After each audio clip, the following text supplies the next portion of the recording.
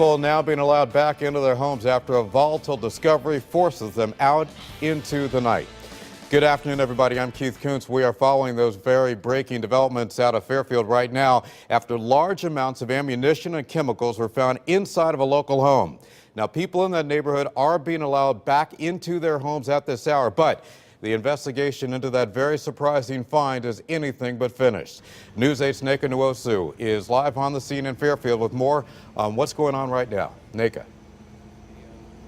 Well, Keith, a disturbing discovery here. Hundreds of firearms and chemicals and dozens of rounds of ammunition discovered at this very residential, quiet street here in Fairfield last night. Police are still on the scene here, several other units as well, and they say that the man who lived there is still in the hospital, but he will be facing charges.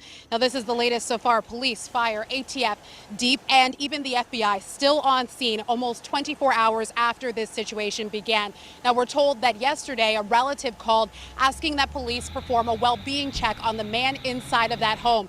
That check went fine. Then a few hours later, the man called police to report a break-in. When officers arrived, they found that there wasn't a break-in. Instead, they discovered the man in what seemed to be sort of a disoriented state of mind. They say they later discovered the ammunition and the firearms, tens of thousands of rounds, and dozens of chemicals and explosive materials.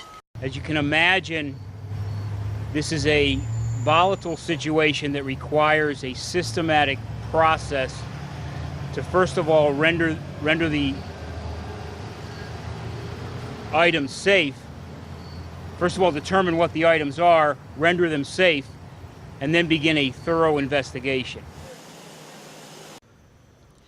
Well, police tell us that the explosives were safely detonated. The suspect, again, still in the hospital at this hour. We're told that he does have a chemistry background and he may have even worked for a firearms company in the past, that we have not confirmed that at this time.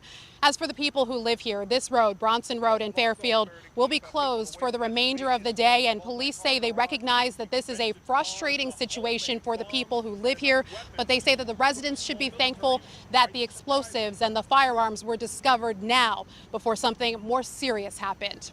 Live in Fairfield, Neka Nwosu, News 8.